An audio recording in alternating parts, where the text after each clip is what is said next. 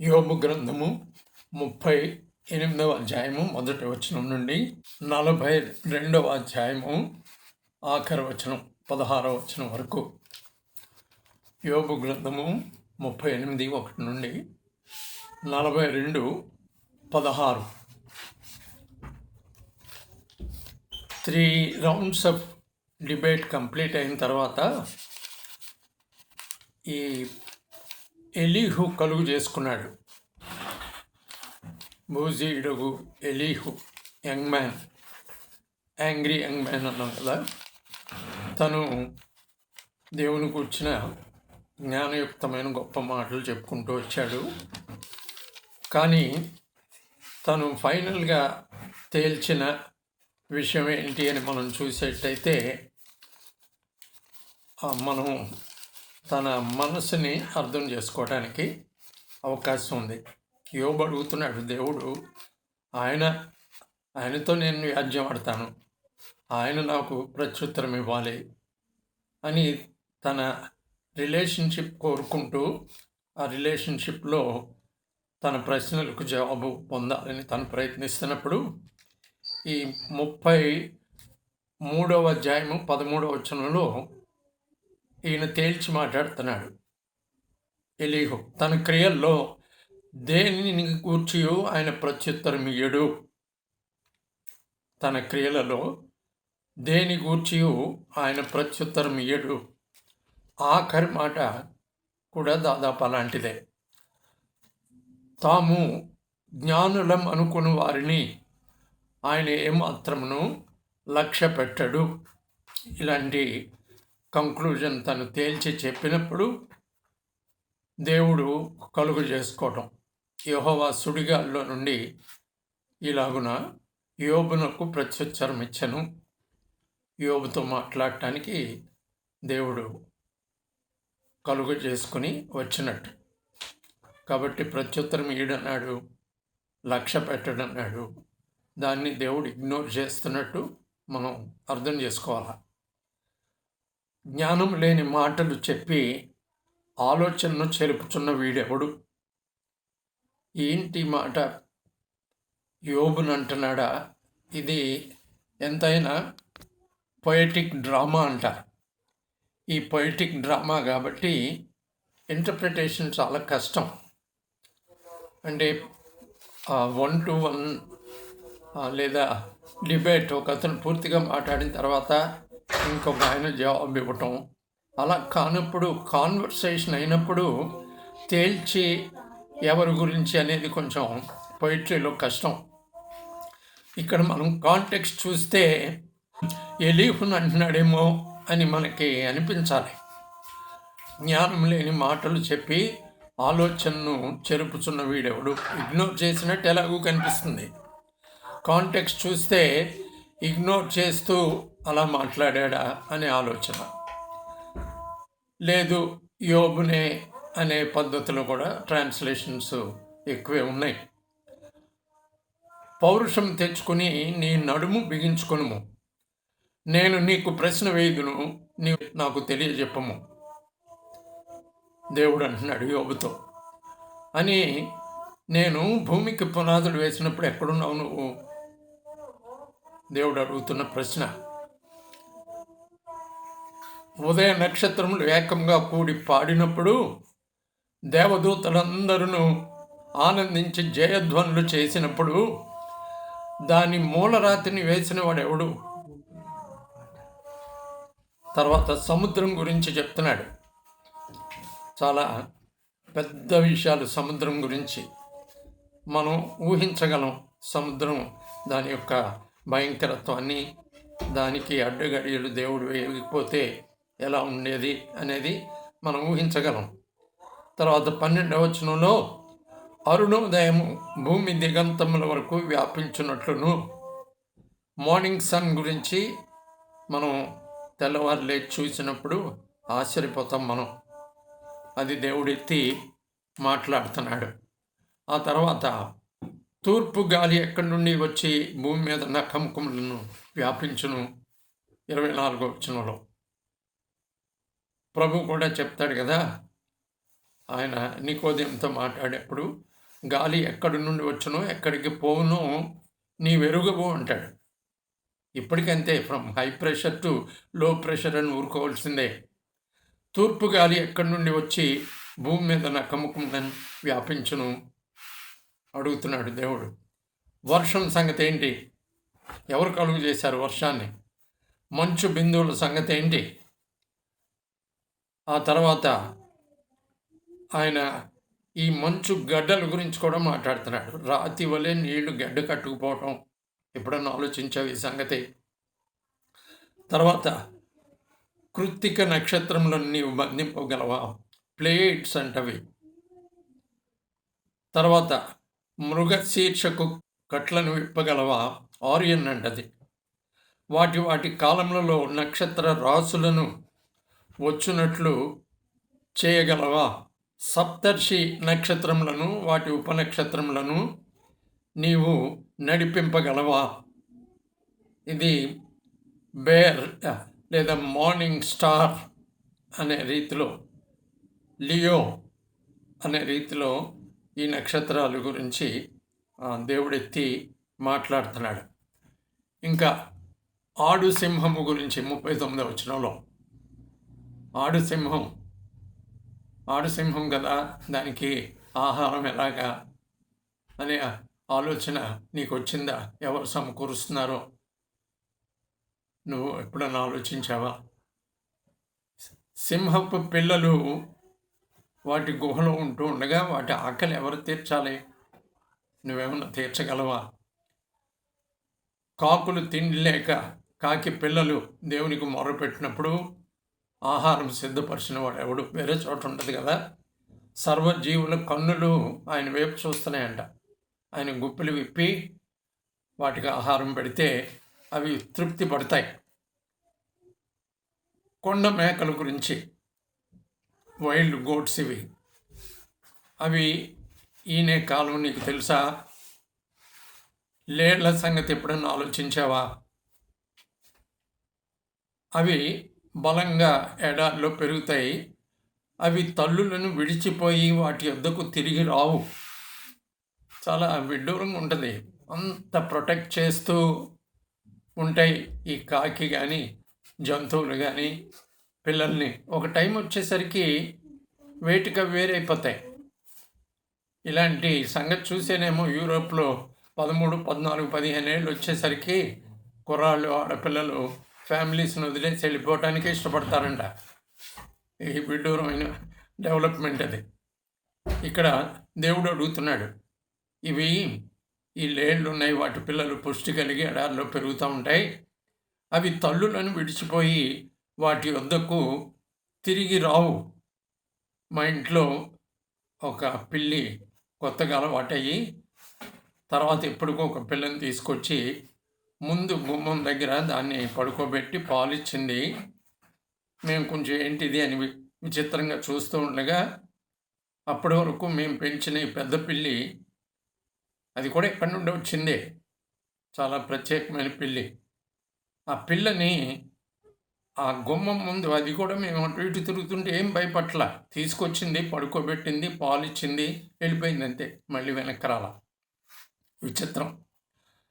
తర్వాత wild donkey గురించి అడుగుతున్నాడు. దాన్ని స్వేచ్ఛగా పోనిచ్చిన వాడెవడు? కట్లు కట్టడం కానీ దాన్ని విప్పటం కానీ ఎవరైనా చేసే పనులు అవి. తర్వాత వైల్డ్ డాగ్స్ 9వ వచనం 39వ అధ్యాయము. గురుపోతు అని, అది నీకు లోబడుతుందా? నువ్వు శాల కట్టి అందులో దాన్ని ఉంచాలి అంటే వైల్డ్ డాగ్స్ ఉంటుందా? పగ్గం వేసి ఈ వైల్డ్ డాగ్స్ని లేదా దున్నటానికి నాగటి సాలుతో దాన్ని నువ్వు వాడగలవా? దేవుడు అడుగుతున్నాడు. తర్వాత అదేమన్నా నీ ధాన్యాన్ని ఇంటికి తెచ్చి నీ కళ్ళంలో ధాన్యం కూరుస్తుందా? ఈ ఆస్ట్రిచ్ చూడు, నిప్పుకోడి. ఆ నిప్పుకోడికి సంబంధించిన సంగతులు చాలా కరేజియస్. ఒక రకమైన బ్లైండ్నెస్. అది ఇసుకలో తలబెట్టేసుకుంటుందంట, ఎవరు చూడటం లేదు అని ప్రొటెక్టెడ్గా ఫీల్ అవుతుందంట. భయపడటం కూడా ఉండదు. అది దానికి విజ్డమ్ లేదు. దానికి ఏ రకమైన డిసైన్మెంటు ఏమీ లేదు, సెన్స్ లేకుండా అది బిహేవ్ చేస్తూ ఉంటుంది. గుర్రం సంగతి చెప్పు నువ్వు. ఈ గుర్రానికి నువ్వేమన్నా బలం ఇచ్చావా? ఈ గుర్రం అది మిడతల గంతులు వేస్తూ ఉంటుంది. యుద్ధానికి అందరూ భయపడతా ఉంటే అది భయం ఏదైతే పుట్టించాలని ఈ తలతల్లాడే డాళ్ళు విల్లు ఇవి కనబడతా ఉంటే వాటిని వెక్కిరించి భయపడకుండా అది వెనక్కి తిరగకుండా యుద్ధం అది దాని నాసికారంధ్రత్వం అని అది గాలి పీలుస్తూ యుద్ధం కోసం సిద్ధపడి అది వెళ్ళిపోతూ ఉంటుంది. డేగ నీ జ్ఞానం చేతన ఎగురున అడుగుతున్నాడు దేవుడు. వాట్ అబౌట్ హాక్ అని అడుగుతున్నాడు.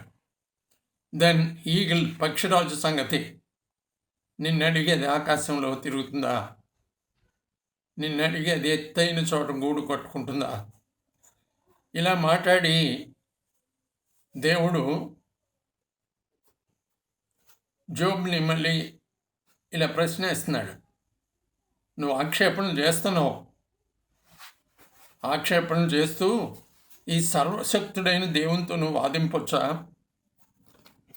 సరే, నువ్వు వాదిస్తున్నావుగా, ఇప్పుడు నాకు జవాబు ఇవ్వు. ఏం చెప్తావు?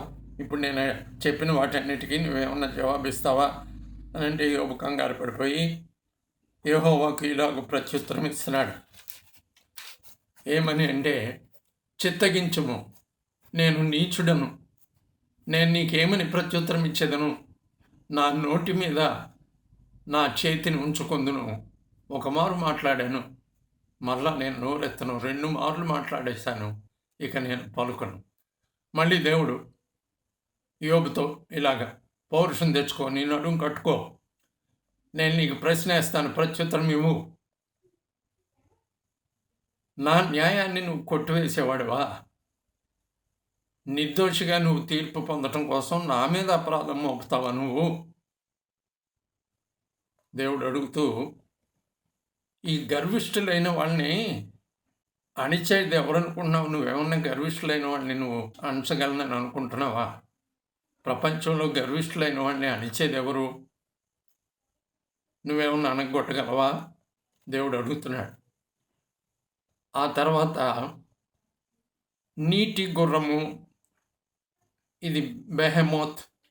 కానీ ఆ డిస్క్రిప్షన్ అది చూస్తుంటే ఎంతో కొంత మిస్టరీ. ఎందుకంటే యోబులో ఈ మిస్టరీ బీయింగ్, దాన్ని లెవియథాన్, రేహబ్ ఇలాంటి మాటలు వాడటం జరిగింది. అది ఏంటంటే సీ మాన్స్టర్ అంట. ఎంతో కొంత మిస్టరీ ఉంది. అలాంటి విషయం దేవుడు కూడా ఎత్తుతున్నాడేమో అని అంటారు. ఈ మకరము అనేది దాన్ని క్రోకడైల్ అని ట్రాన్స్లేట్ చేశారు, కానీ తర్వాత చూస్తూ ఉంటే అది ఏమన్నా ఈ సీలో ఉండే అతిపెద్ద వేలేమో అని అనేవాళ్ళు కూడా ఉన్నారు. ఆ రకంగా ఏమై ఉంటుంది దేవుడు దాని గురించి నువ్వు ఎరుగుదు అని ఆయన ప్రశ్నిస్తున్నప్పుడు దాన్ని నువ్వేమన్నా భయపెట్టగలవా? దాని 2 దవడ మధ్యకి ఎవరన్నా వెళ్ళగలరా? దాని నోరు ఎవరన్నా తెరవగలరా? అలా దాన్ని డాలుతో లేకపోతే నీ బళ్ళంతో దాన్ని ఏమన్నా నువ్వు చేయగలవా? ఇలాంటి ప్రశ్నలు చాలా వేశాడు. ఆ తర్వాత 10వ వచనంలో, అట్లుండగా నా ఎదుట నిలువగలవాడెవడు? నేను తిరిగి ఇవ్వవలసి ఉండునట్లు నాకెవడైనను ఏమైనను ఇచ్చినా ఆకాశ వైశాల్యమంతటి కింద ఉన్నదంతయు నాదే కదా. దేవుడు అడుగుతున్నాడు. పౌలు రోమాపత్రిక 11వ అధ్యాయం ఆఖరిలో ఆయనకు ముందుగా ఇచ్చి ప్రతిఫలము పొందగలవాడెవడు అంటే యాటిట్యూడ్ పరీక్షించుకోవాలా దేవునికి ఇచ్చేప్పుడు. ఇక్కడ దేవుడు అంటున్నాడు, నేను అంటే దేవుడు బాకీ పడిపోయిన పద్ధతిలో గివింగ్ గురించి మాట్లాడే వాళ్ళు వినపడుతున్నప్పుడు కనబడుతున్నప్పుడు ఇలాంటి వాక్యం మనం గుర్తు తెచ్చుకోవాలా. దేవుడు అడుగుతున్నాడు, నేను ఆ బాకీ పడిపోయేది, నేనేదో డెటార్ని అన్నట్టు ఎవరన్నా మాట్లాడగలరా? నేను బాకీ పడిపోయి తిరిగి ఇవ్వాల్సిన వాడిగా నా విషయంలో ఎవరన్నా అనుకుని ఆ రకమైన ఆలోచన కలిగితే ఇదిగో తెలుసుకో, నేను తిరిగి ఇవ్వవలసి ఉండినట్లు నాకు ఎవడైనాను ఏమైనాను ఇచ్చిన ఆకాశ వైశాల్యమంతటి కిందనున్నదంతయు నాదే కదా దేవుడు అంటున్నాడు. అప్పుడు యోబు జవాబు చెప్పడం మొదలుపెట్టాడు. ఇన్ని మాటలు దేవుడు మాట్లాడిన తర్వాత ఒకటి తెలుసుకోవాలా, ఏంటి అంటే ఎందుకు దేవుడు ఈ సంగతులన్నీ ఎత్తుతున్నాడు. వీటిలో చాలా వరకు యోబుకి తెలిసినవే, లేదా ఈరోజు మనకు కూడా చాలా వరకు ఆయన ఎత్తి మాట్లాడుతున్నవన్నీ మనకు తెలిసినవే. ఎందుకు మాట్లాడుతున్నాడు ఇలాగా అంటే యోబు దేవునితో రిలేట్ చేసుకుంటున్నాడు. వండర్ఫుల్. కానీ దానికంటే ముందు తను తెలుసుకోవాల్సింది ఎవరంటే ఏంటంటే ఆయన యోబు రిలేట్ చేసుకున్నా చేసుకోకపోయినా ఆయన దేవుడే, సర్వశక్తిమంతుడగు దేవుడు, సర్వోన్నతుడగు దేవుడు. Irrespective of how Job relates with God or how Job recognizes God, God is God. God wants Job to note that.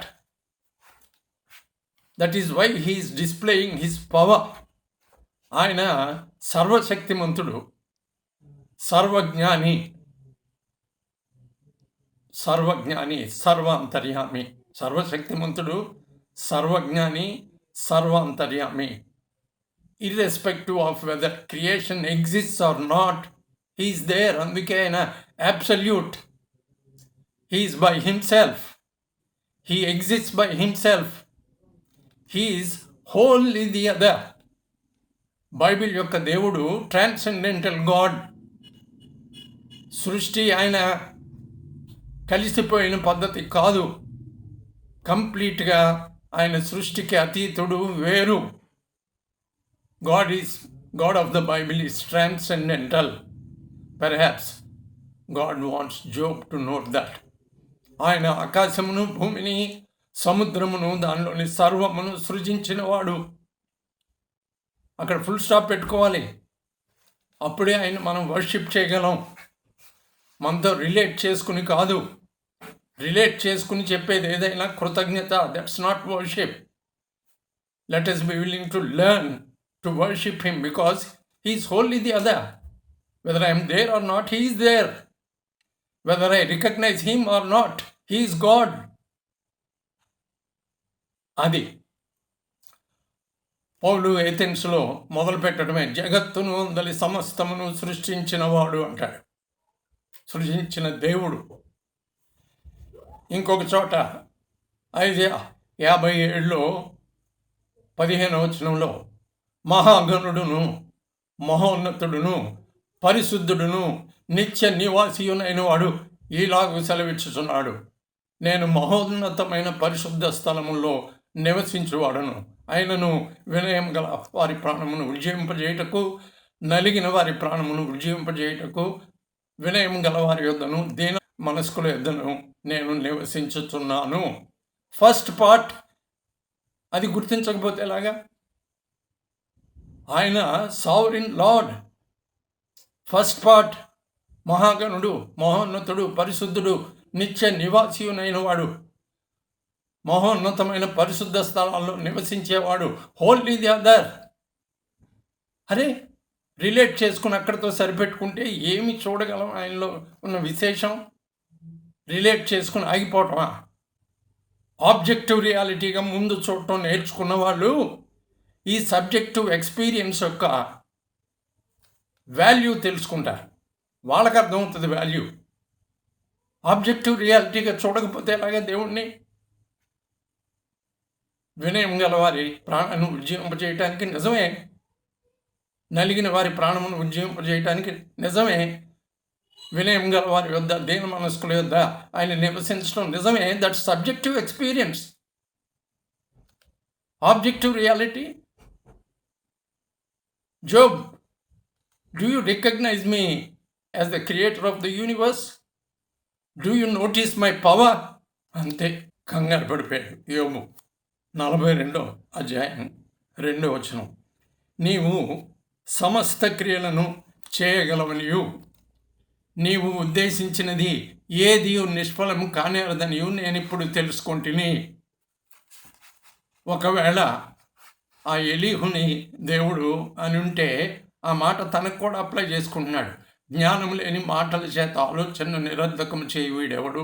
ఏంటి నేను ఇలాంటి పని చేశాను, ఎంత ఫూలిష్గా నేను ప్రవర్తించాను, ఇలా చేశానేంటి నేను అని తను దేవుని సన్నిధిలో తన యొక్క తప్పిపోయిన పరిస్థితిని ఒప్పుకుంటున్నాడు. You asked, who is this that obscures my counsel without knowledge?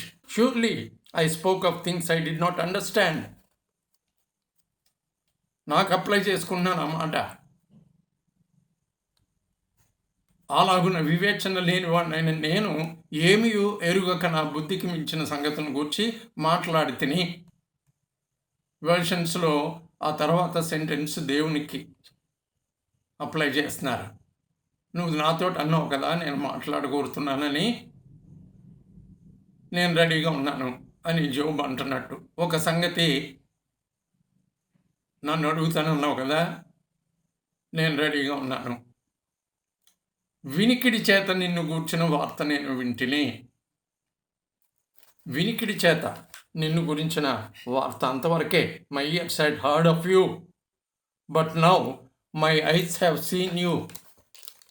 So the lord granted his presence to Job. Perhaps that's the answer for that great question. Why do innocent people suffer? Why is there suffering in human lives? What is the mystery behind the suffering? దానికి answer ఏంటి అంటే, my power, my presence, I'm absolute. Leave that to me. Mystery belongs to me. Leave that to me. రహస్యములు మన దేవుడైన యెహోవాకు చెందును. అంతే. ద్వితీయోపదేశకాండం 29:29. అయితే బయలుపరచబడినవి మనవియును మన సంతానమునవి అయి ఉండునట్లు ధర్మశాస్త్రంలోని సంగతులు మనకు అనుగ్రహింపబడినవి. ఏవైతే బయలుపరచబడినవో అవి మనకు సంబంధించినవి. దాంతో హ్యూమన్ ఎక్స్పీరియన్స్ని స్టడీ చేయండి. సొలొమన్ స్టడీ చేశాడు. ఇక్కడ ముగ్గురు స్నేహితులు, ఈ ఎలీహు, వీళ్ళందరూ స్టడీ చేశారు. ఏంటి అంటే ఏవైతే బయలుపరచబడినవో అవి అక్కడితో సంతోషపడాలా, దాన్ని అనుసరించి ఫర్దర్ రెవల్యూషన్ కోసం ఎదురు చూడాలా. సరిపెట్టేసుకుని దాన్నే ఫైనల్ చేసి మాట్లాడితే ఎలాగా? స్నేహితులు చేసిన పొరపాటు ఏంటి? ఎలీహు చేసిన పొరపాటు ఏంటి? Human wisdom, dos and don'ts, right and wrongs, moral and immoral, crime and punishment, good deeds and reward. ఇదే సృష్టిలో ఏదైతే ఒక దేవుడు ఒక సిస్టమ్గా పెట్టాడో ఆ సిస్టమ్ని ఫైనల్ చేసి సిస్టమ్కి లోబడి ఉన్న దేవుడుగా చూడటం ఏంటి? సిస్టమ్కి లోబడిపోయానంటాడు ఎస్తేర్ని చేసుకున్న ఆ రాజు. సిస్టమ్కి లోబడిపోయానంటాడు. ఇదేంటి? దేవుడు బియాండ్ హిస్ సిస్టమ్. సిస్టమ్ని ఫైనల్ ఎప్పుడు చేయకూడదు. సైన్స్ని ఫైనల్ ఎప్పుడు చేయకూడదు. ఫిలాసఫీని ఫైనల్ ఎప్పుడు చేయకూడదు. తెలిసిన జ్ఞానాన్ని ఫైనల్ ఎప్పుడు చేయకూడదు. God is above all these. కాబట్టి ఇక్కడ వినికిడి చేత నిన్ను గూర్చిన వార్త నేను వింటిని. అయితే ఇప్పుడు నేను కన్నులారా నిన్ను చూస్తున్నాను. చాలు, నాకు చాలు. ఇది నా క్వశ్చన్స్కి సమాధానం ఇందే. Your power, your absolute. నువ్వు సర్వశక్తిమంతుడకు దేవుడివి. నువ్వు సర్వజ్ఞానివి, సర్వాంతర్యామి. You have granted your presence to me. I'm pleased with that. Not only that, when I entered into your presence, I understand what I am. So, దేవుడు చూసేది ఆయనతో కన్ఫామ్ అవ్వడానికి, రిలేట్ అవ్వడానికి ప్రయత్నించే హృదయాలు వాటి ప్రోగ్రెస్ని ఆయన గైడ్ చేస్తూ ఉంటాడు. కాబట్టి అలాంటి వాళ్ళు ఆయన దృష్టిలో నీతిమంతులు.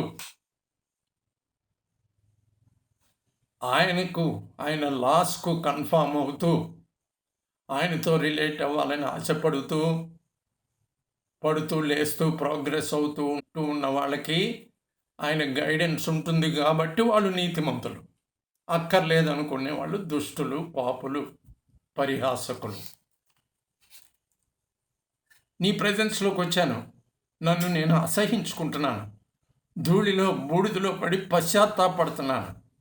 నీ సన్నిధిలోకి వచ్చాక నా లోట్లన్నీ నాకు అర్థమవుతున్నాయి, నా సంగతి ఏంటో ఇప్పుడు నాకు తెలుస్తుంది అని యోబు చెప్పిన తర్వాత యెహోవా పిలిచాడంట స్నేహితుల్ని. ఎలీఫజుని పిలిచాడు, కమయ్యారు అన్నాడు. ఎలీఫజ్ వెళ్ళాడు. నా సేవకుడైన యోబు పలికినట్లు మీరు నన్ను గూర్చి యుక్తమైనది పలుకలేదు. ఎంత విజ్డము వాడి మాటల్లో, అబ్బా ఎంత విజ్డమ్ కనబడింది. కానీ ఏమంటున్నాడు? యోబు పలికిందే కరెక్ట్ అంటున్నాడు. మీరు నన్ను గూర్చి యుక్తమైనది పలుకలేదు కనుక నా కోపము నీ మీదను నీ ఇద్దరు స్నేహితుల మీదను మండుచున్నది. My anger is aroused on 3 of you. ఇమ్మీడియట్గా మీరు 7 ఎడ్లు తీసుకోండి, 7 పొట్టేళ్ళు తీసుకోండి, నా సేవకుడైన యోబు దగ్గరికి వెళ్ళండి, మీ నిమిత్తము నాకు యోబు దగ్గరికి వెళ్ళి దహన బలి అర్పించండి. అప్పుడు నా సేవకుడైన యోబు మీ నిమిత్తం ప్రార్థన చేస్తాడు. మీ అవివేకమును బట్టి మిమ్మల్ని శిక్షింపక ఉండునట్లు నేను అతన్ని మాత్రం అంగీకరించదను. మీరు బలి వండి నాకు. యోబు మీ నిమిత్తం ప్రార్థన చేస్తాడు మీ తరపున. అతని ప్రార్థన, అతన్ని బట్టి నేను మిమ్మల్ని అంగీకరిస్తాను. ఎందుకంటే యోబు పలికినట్లు మీరు నన్ను కూర్చి యుక్తమైనది పలుకలేదు. వీళ్ళు భయపడిపోయారు.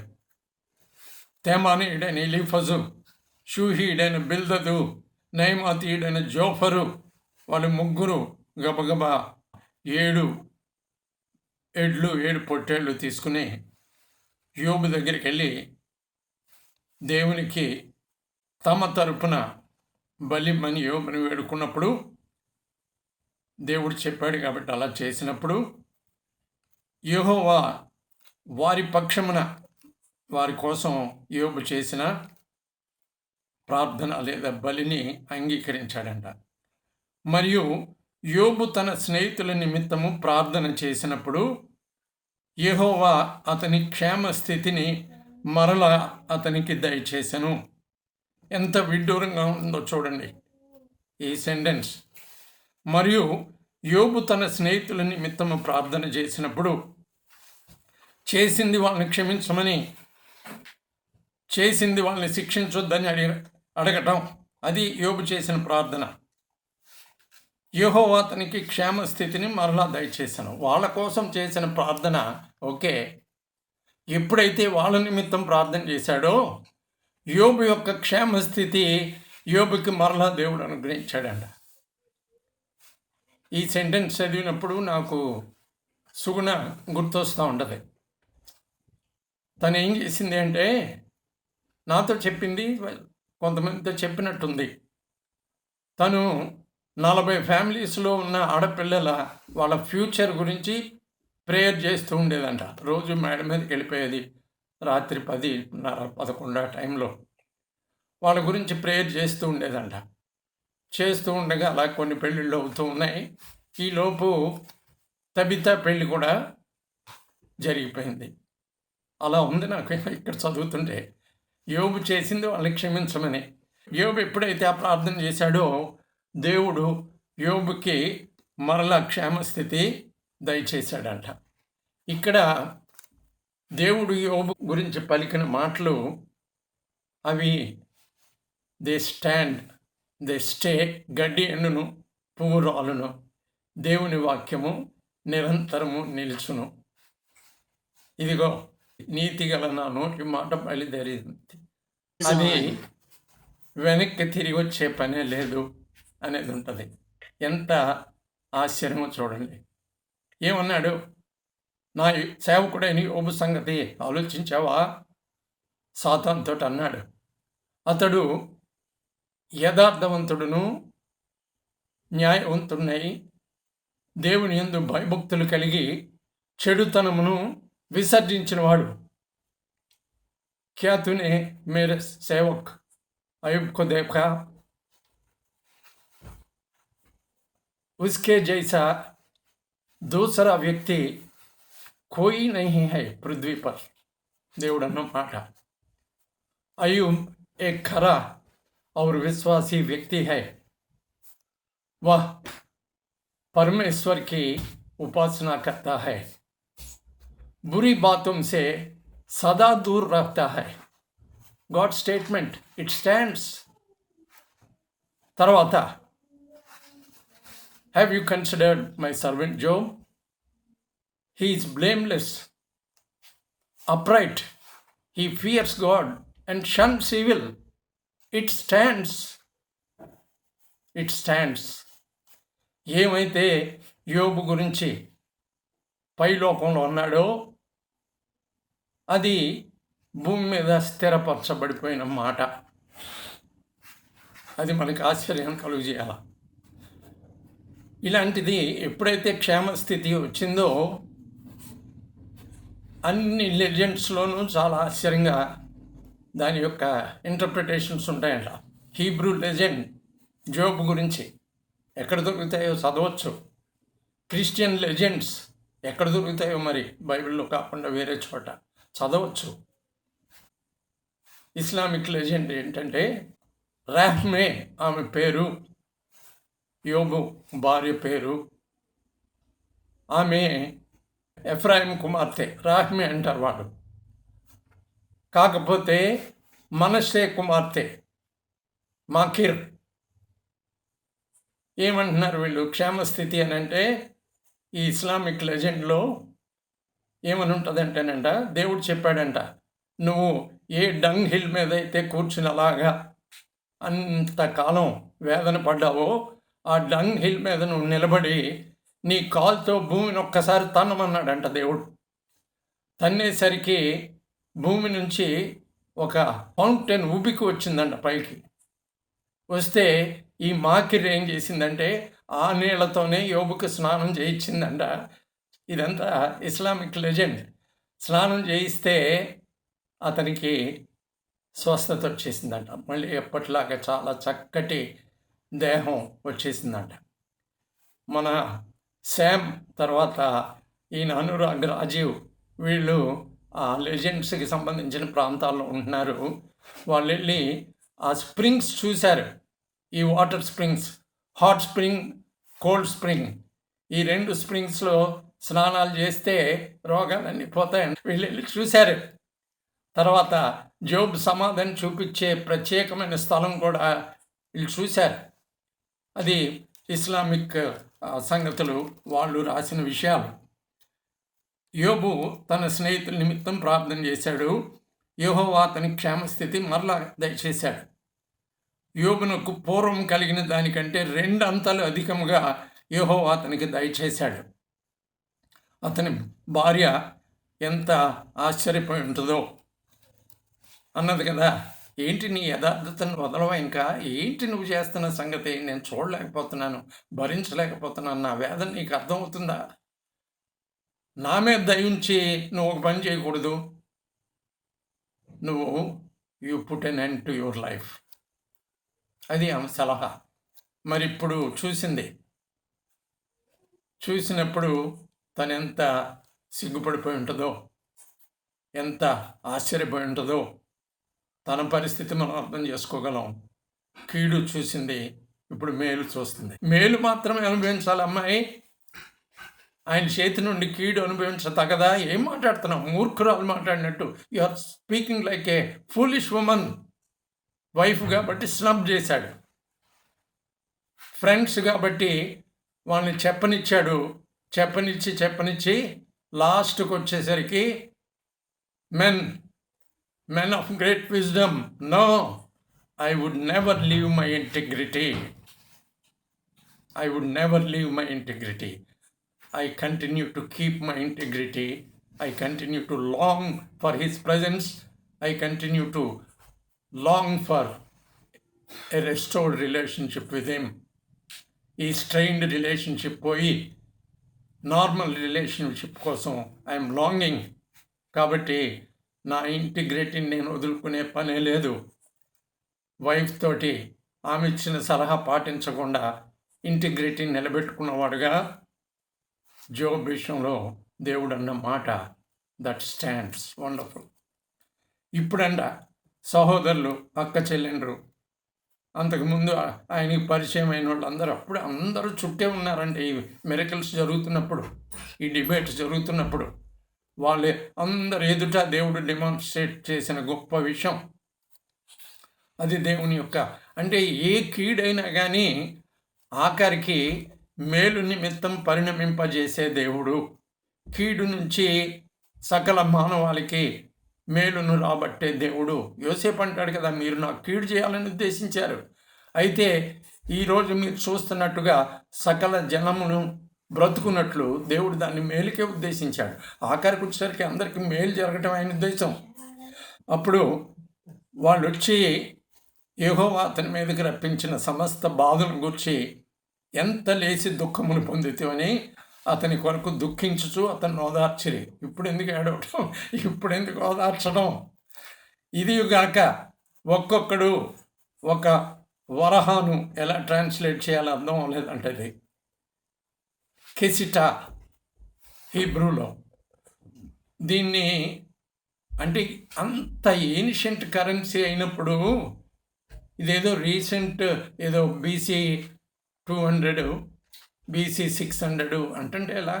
ఆ కరెన్సీనే డేట్ చేయలేకపోతున్నారు, ఆ కరెన్సీ ఏంటో క్యాచ్ చేయలేకపోతున్నారు. ఏంటి మరిది? అలాంటి ఒక్కొక్కడు ఈ కెసిటా తీసుకొచ్చి ఇచ్చి ఒక బంగారం ఉంగరం ఆయనకి పెట్టారట. యెహోవా యోబును మొదట ఆశీర్వదించిన దానికంటే అధికంగా ఆశీర్వదించాడంట. 14,000 గొర్రెలు, ముందు 7,000, 6,000 ఒంటెలు, ముందు 3,000, 1000 జతల ఎడ్లు, ముందు 500 జతల ఎడ్లే, 1000 ఆడుగాడిదలు, ముందు 500 ఆడుగాడిదలే. కరెక్ట్గా డబుల్ అయిపోయినాయి. పిల్లలు, అతనికి 7 కుమారులను 3 కుమార్తెలను కలిగిరి. 7, మళ్ళీ అదే నెంబర్, 3 కుమార్తెలు. వాళ్ళని చూస్తే పాత వాళ్ళని మళ్ళీ దేవుడు ఇచ్చాడు అనే రీతిలో వాళ్ళకి అనిపించిందేమో భార్య భర్తలకి, వీ డోంట్ నో. అతడు పెద్దదానికి ఎమీమా, జెమీమా, చాలామంది పేర్లు ఉంటాయి ఇలాగా, చాలా చక్కటి పేర్లు ఇవి అనియు. రెండవ దానికి కెజియా అనియు. మూడవ దానికి కెరెంహప్పుకు అనియు పేర్లు పెట్టెను. ఈ నోటికి తిరక్క మూడో పేరు ఎవరు పెట్టుకోవట్లా. కెరెన్ అని పెట్టుకోండి, ఇంగ్లీష్ వాళ్ళు ఉన్నారు. కెరెన్ హప్పు, కెరెన్ అని పేరు పెట్టుకోవచ్చు. ఆ దేశమందంతటను యోబు కుమార్తెలంత సౌందర్యవతులు కనబడలేదు. ఆనాటికే, ఆ రోజుల్లోనే about beauty, and if people conduct these beauty contest, they will have to agree that Job's daughters are the most beautiful. ఎందుకో పరిశుద్ధాత్మ దేవుడి మాట రాయించాడు. ఆ దేశమందంతటను యోబు కుమార్తెలంత సౌందర్యవతులు కనబడలేదు. వారి తండ్రి వారి సహోదరులతో పాటు వారికి స్వాస్థ్యములిచ్చెను. ఏదో గొప్ప ఏమంటాం, న్యాయబద్ధమైన లా ఇప్పుడే తెస్తున్నట్టు అన్ని చోట్ల. See what Job did along with his 7 sons. He gave inheritance to these 3 daughters as well. What justice! How wonderful it is. ఎంత చక్కగా ఉందో. అటు తరువాత యోబు 140 సంవత్సరములు బ్రతికి అప్పటికి ఒకవేళ 100 సంవత్సరాలు అయితే ఇంకో 140. తన కుమారులను 4 తరముల వరకు చూచెను. పిమ్మట యోబు కాలము నిండిన వృద్ధుడై మృతి నొందెను. About his death also. 4 తరములు. నిజానికి షేతు నుండి అబ్రహాం దగ్గరికి వచ్చేసరికి 4 అంగల్లో సమాచారం వచ్చేసింది. లెక్క కట్టి డేక్ బైబిల్లో చూపిస్తాడు. అంటే ఏంటి, ఒక్కొక్కరు 5-6 తరాలు చూస్తుంటే ఇన్ఫర్మేషన్ పాస్ అని ఒక ఏమవుతుంది, ఆదాం గురించిన ట్రెడిషన్ హ్యాండ్ డౌన్ ఒక ఏమవుతుంది. కాబట్టి Moses had this tradition in his hands, and then because of his writing abilities which he acquired in Egypt, and because of the overall revelation God gave him, he was able to write the first 5 books. 4 అంగల్లో షేతు నుండి అబ్రహాంకి. Deck Bible చూడండి. ఇప్పుడు పాత 100 సంవత్సరాలు అయితే ఇంకొక 140 సంవత్సరాలు. ఏంటిది, ఆయు పరిమాణాన్ని బట్టన్నా దీన్ని పాత గ్రంథంగా డేట్ చేయాలి కదా. ఇంకది డేట్ చేయలేక ఈ లిటరరీ క్రిటిసిజం చేసే వీళ్ళు ఏమంటారంటే, సరే అప్పటిదే స్టోరీ, కానీ భాష అంతా అది 200 BC లేకపోతే 600 BCవి మాటలు. మనం ఇలాంటి ఏజ్ యొక్క ఇన్ఫర్మేషన్, లాంగివిటీ ఆఫ్ లైఫ్ మనకి ఇస్తున్నప్పుడు we should be able to say that it is a matter of the remote past. దేవుడు మన దగ్గర ఉంచడంలో ఆయన ఉద్దేశాలు. ఇలాంటి గ్రంథాన్ని అర్థం చేసుకునేప్పుడు సైన్స్ విషయంలో, ఫిలాసఫీ విషయంలో, ఇంకేమైనా వేరే పద్ధతిలో మనం మాట్లాడే ఈ జ్ఞానం విషయంలో మెలకువగా ఉంటూ, జాగ్రత్తగా ఉంటూ, మన మాటల్ని దేవుని గ్రంథంతో సరిపోల్చుకుంటూ, గ్రంథాన్ని అనుసరించిన పద్ధతిలోనే మన మాటల్ని ఫ్రేమ్ చేసుకుంటూ జాగ్రత్తగా ఉండకపోతే, as Elihu was brushed aside, we too would be brushed aside by God. As Eliphaz, Bildad, and Zophar were shown the anger of God if we don't exercise carefulness, we too would incur the anger of God. Let us not arouse the anger of God in the name of wisdom. Thank you. Praise the Lord.